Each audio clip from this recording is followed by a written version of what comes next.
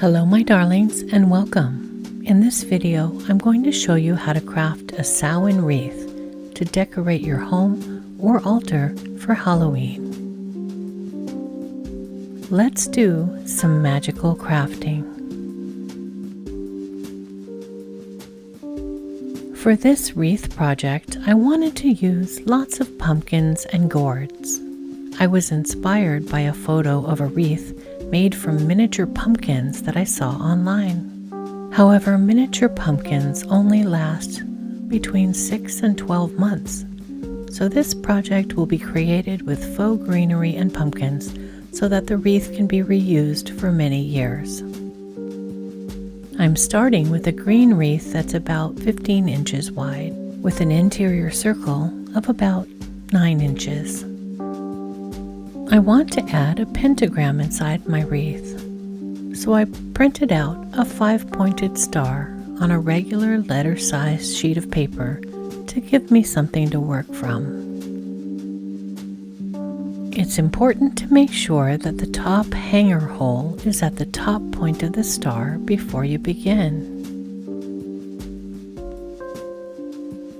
I marked the 5 points of the star. And I'll be using 5 lengths of autumn ribbon to create the star, so I measured and cut my ribbon ahead of time.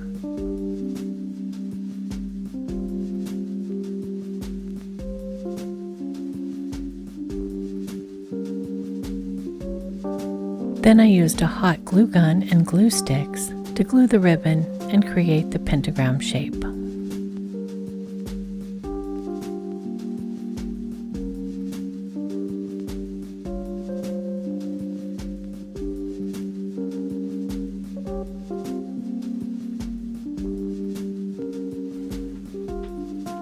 And here's the final product. I wasn't sure how well the pumpkins would hot glue onto plastic greenery, and so I wanted to make sure they could be affixed to the wreath securely with wire. My solution was to poke holes into the pumpkins and squashes and push floral wire through them so that I could wire each one onto the wreath.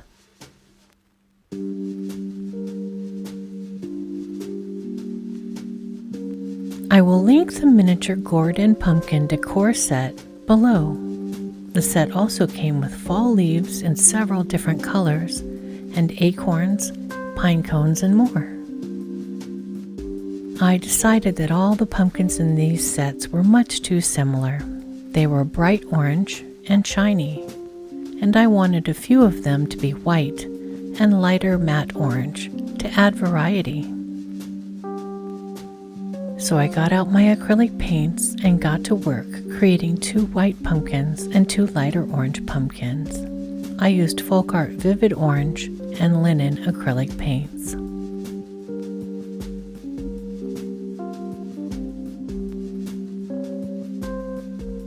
When the painted pumpkins were dry, it was time to start putting all of the vegetables on the wreath. I think the wire method worked well, but after using hot glue directly onto the plastic leaves on the rest of the project, I believe the wire step was probably not necessary. The glue seemed very secure.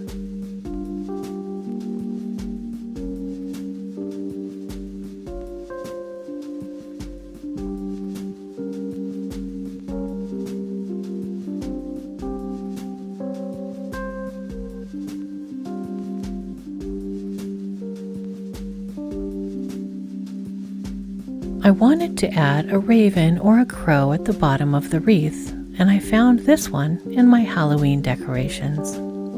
It originally came from the dollar store, and it looked a little bit worse for wear, and so I decided to make him look a little better by painting his beak black.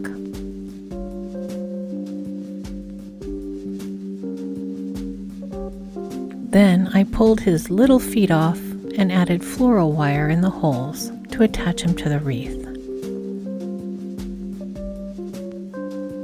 The next step was to glue some small sticks beneath the bird to make it appear as though he's sitting on a bare winter tree branch.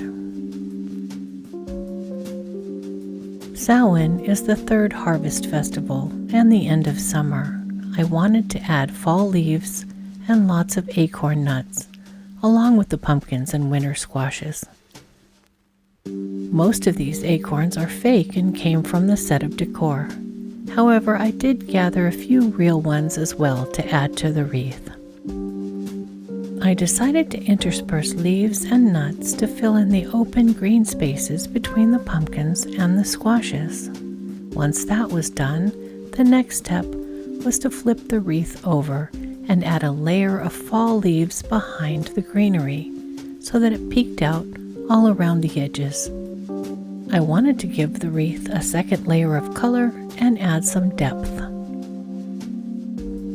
I'll leave you to enjoy the rest of the video without further comment, except to say that I hope this video gives you some ideas to make your own Samhain decor to celebrate the third harvest season, and I hope you have a blessed Halloween.